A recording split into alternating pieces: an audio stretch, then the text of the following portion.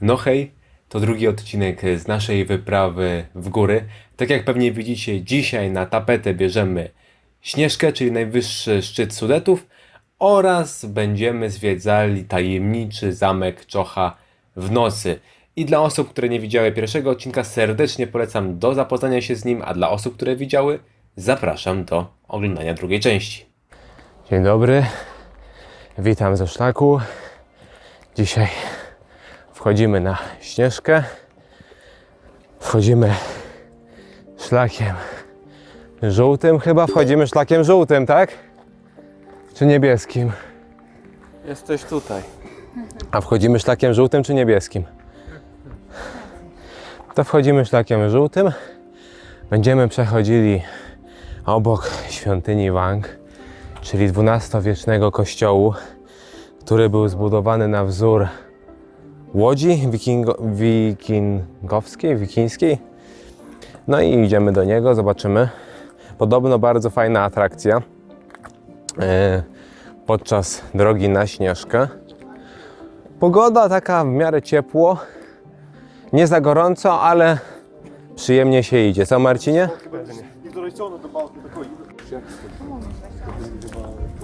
A to ten kościół Wang, tak? Aha.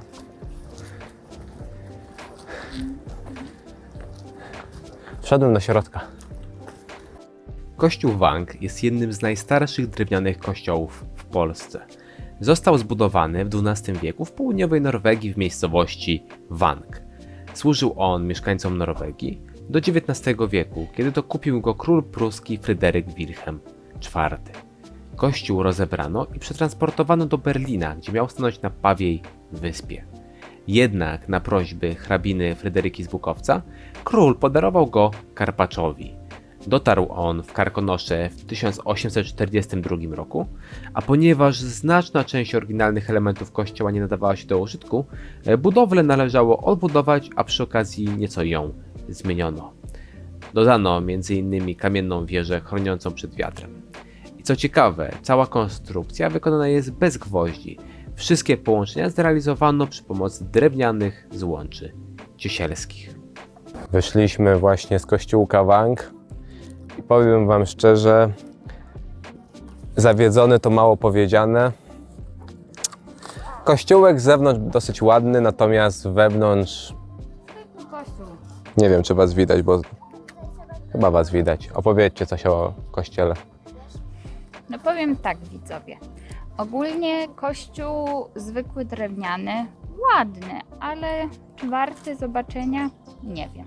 Marcinie, podobało Powiem ci się? Tak, że z zewnątrz kościół mi się bardzo podoba. Jest naprawdę fajnie zachowany i te kształty są takie, bardzo mi się podobają, są w moim guście, ale w środku jest taki trochę biedny. No widać, że to jest XII wiek, tak? I tu tutaj trochę tak nie przykładano wagi do tego. Znaczy też wiecie, panowie, on był budowany w Norwegii, to jest inna stylistyka, bo w XII wieku u nas w Polsce to ten kościół by na pewno był dużo bogatszy. U nich od zawsze było nastawiane jakby taka prostota, tak? Więc no my nie jesteśmy do takich rzeczy przyzwyczajeni, ale nie wiem, czy jest warty swojej I ceny. do tego 5 zł za nagrywanie, robienie zdjęć, więc Nie ma. nie ma. Wybaczcie, że wrzuciłem zdjęcia z internetu, ale nie dam zarobić im. A podczas naszej wspinaczki na Śnieżkę opowiem wam trochę o samym szczycie. Wysokość Śnieżki wynosi 1602 metry i jest to najwyższy szczyt Karkonoszy, a także całych Sudetów. Jest to również najwyższy szczyt Czech, ponieważ leży na granicy czesko-polskiej. Nazwa pochodzi od przymiotnika śnieżna, czyli pokryta śniegiem. W Polsce jest oficjalnie używana od 1949 roku. Na szczycie Śnieżki znajduje się charakterystyczna wieża widokowa, z której rozciąga się widok na rozległe obszary. Przy dobrych warunkach atmosferycznych widoczność ze szczytu wynosi ponad 200 km. Można więc dojrzeć m.in. Pragę, Wrocław, Góry Kaczawskie, Góry Wałbrzyskie czy też masyw Śnieżnika. Na Śnieżce występują również specyficzne warunki klimatyczne. Do szczególnie charakterystycznych cech należą silne wiatry wiejące z prędkością 180 do 290 km na godzinę, gwałtowne zmiany ciśnień, częste mgły, a także występowanie zjawiska określonego ogniami świętego Elma, czyli drobne wyładowania elektryczne występujące w szczególności na krawędziach przedmiotów takich jak maszty, anteny, skały, które poprzedza nadejście burzy. Co tam się z wami podróżnicy dzieje? Nic. Ciężkie podejście? Nie, normalne. Te w tych agentówkach. Ja tu jestem na misji służbowej.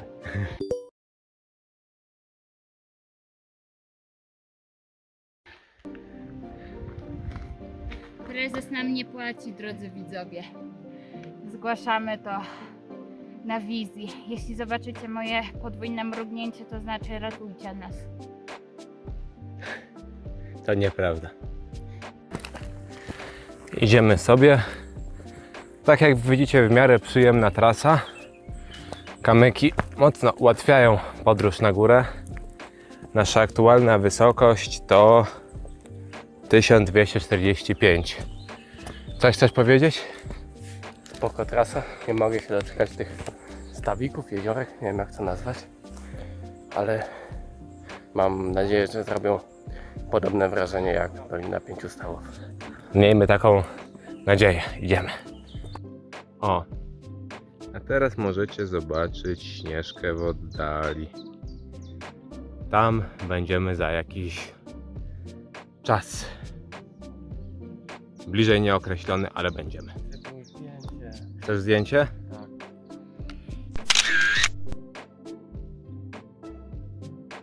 A to moment, w którym prawdziwi podróżnicy jedzą naleśniczki. Z czym jesz? Nutelną. I jak? A to ty 3 naraz jesz?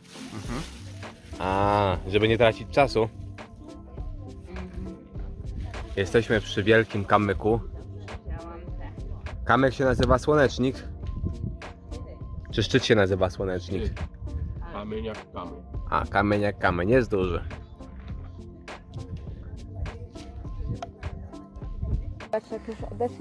I mamy jeziorko jakieś.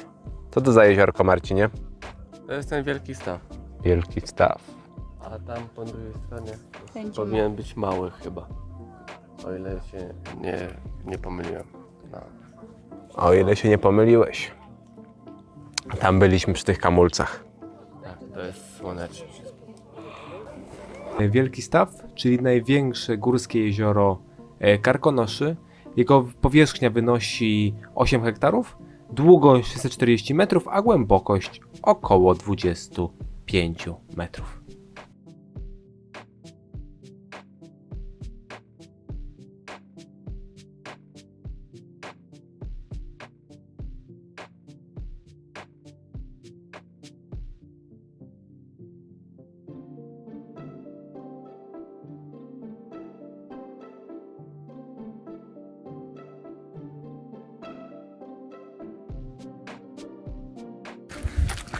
No i jesteśmy już praktycznie pod samą Śnieżką. Zostało ostatnie podejście. Ale tutaj dużo ludzi. A to jakiś Dom Śląski. Co to jest Dom Śląski? Schronisko Dom Śląski.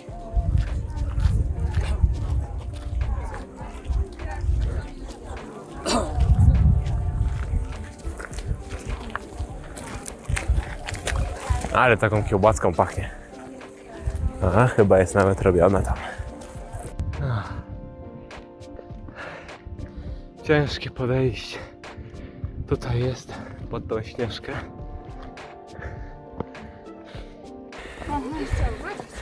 Wow. Wysoko. A tam jest Karpacz.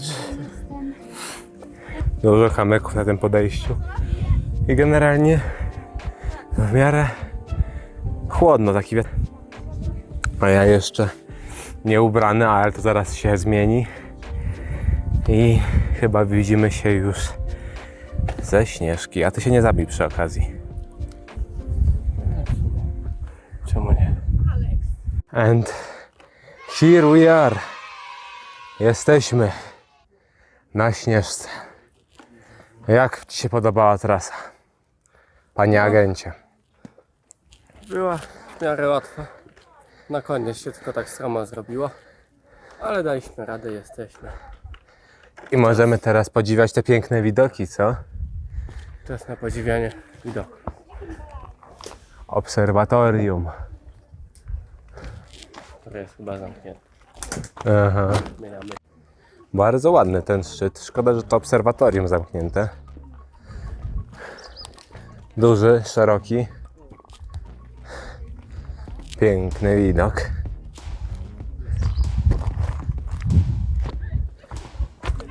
A, nie dowiecie się, co to jest. Coś po czesku.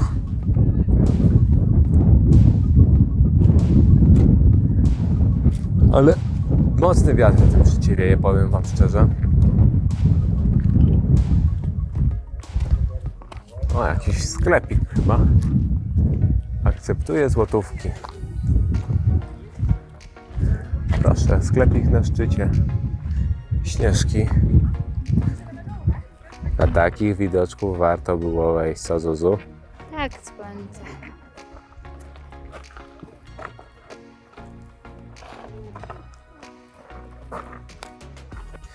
No i schodzimy już z góry. Zejście wygląda na takie trochę łatwiejsze, co Marcinie? Jezu! Łatwiejsze bym się zabił. Co znalazłeś? Ptaszek. Płochatza halnego, no. I co on ma? Gwiazduje w cały świat. A, nie goście tylko. Ale ja już nie jestem. Zakładasz kurteczkę? Bo trochę zimno.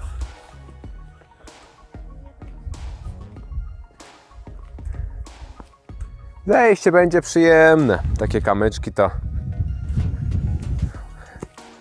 łatwizna. Schodzimy, ale jednocześnie wchodzimy w górę. Piękny paradoks. To byłem szczyt, a dalej do góry wchodzi. Nie podoba mi się.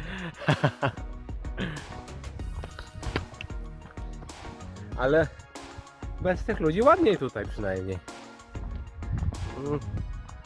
No ładniej, tak dziko, nie? Tylko, że teraz człowiek nie zwraca uwagi, bo jest jakaś anomalia grawitacyjna. Schodzisz, wchodząc do góry, no. Coś tu nie gra. 1440. Ej, to jesteśmy wyżej niż tamta ta łódka. No Byliśmy. jesteśmy wyżej niż ten dom śląski. Fajnie. A to się nie kończy jeszcze. W ogóle ciekawe, czy dobrze idziemy. Nie no. Zuzanno, nie krzycz na nas. No Zanna na nas krzyczy. Ja? Tak. Ja po prostu jestem kobietą, widzowie. Aha, jak ja chcę jeść, to mi się śmieszy, no. Jesteśmy 2 metry od ciebie, nikogo tu nie ma, a ty na nas krzyczy. Właśnie. Widzowie, to nieprawda. Mam zatkane uszy. Do tego ktoś jest, bo idzie ktoś naprzeciw. O, a ten pan na Śnieżkę chyba. Nocny wypad.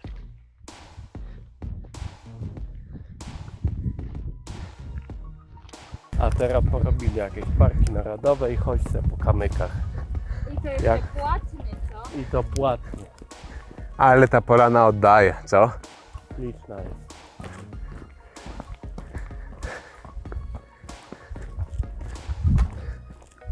Moje, chodźcie. W ogóle nie masz takiego uczucia, jakbyś był 1400 metrów nad ziemią.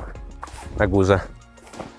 Po zejściu ze szczytu mieliśmy jeszcze w planach wieczorne zwiedzanie Zamku Czocha. I mówiąc wieczorne, mam na myśli dosłowne znaczenie tego słowa, bo zwiedzanie zaczynało się o 22 i trwało przez około 3 godziny do 1:30 w nocy. Trójka przewodników oprowadzała nas po zamku, przybliżyła nam jego historię i sekrety. Gdzie, Marcinie, zmierzamy? Do Zamku Czocha. Na nocne zwiedzanie. Może straszyć. Może straszyć? Dobra, nie świecę ci już w twarz. To chyba ten zamek. Szkoda, że nic nie widać.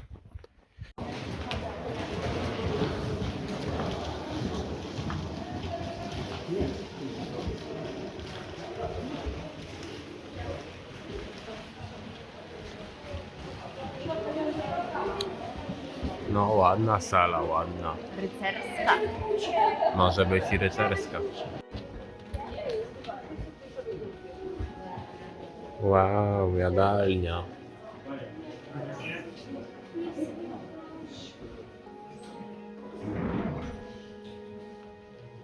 To już tak oficjalnie. Witam na mojej trasie zwiedzania. Razem przejdziemy przez salę marmurową. Stąd szafą przejdziemy do sal wystawowych i stamtąd udamy się do zamkowej winiarni, gdzie czekają na nas miody pitne.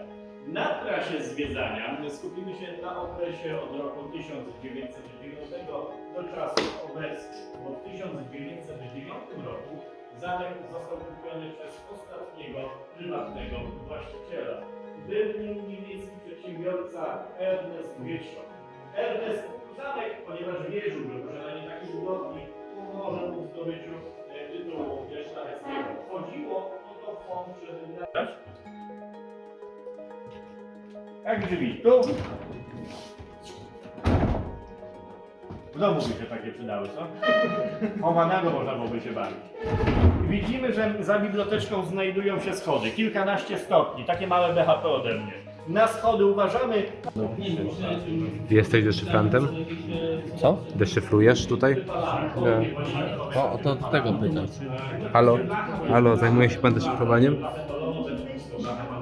Nie, pan trochę przestraszony, chyba nie spodziewał się gości. Schodzimy do skarbca.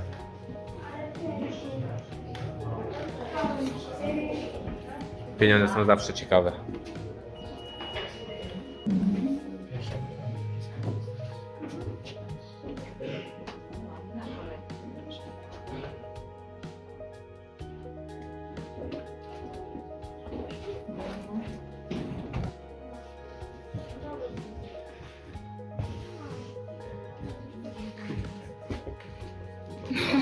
Co mówisz? Czemu się zataczasz, jak nagrywasz?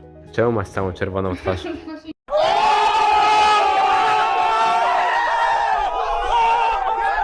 Jakbyś był nawalony. Byłem na śnieżce. To nie, to opalenizna. Tak, ja nie wiem co ty tam piłeś w tej wodzie swojej, Marcin. Drodzy Państwo, wbrew pozorom, ten fotel wcale nie miał takiego bezpośredniego zadania, żeby zadawać ból i kaleczyć. Można powiedzieć, że on to czynił niejako przy okazji, bo prawdziwe jego zadanie to było oddziaływanie na psychikę kobiety, która za moment miała tu usiąść. Ona, patrząc jeno na ten przerażający mebel, miała być zdruzgotana psychicznie, miała być śmiertelnie przerażona.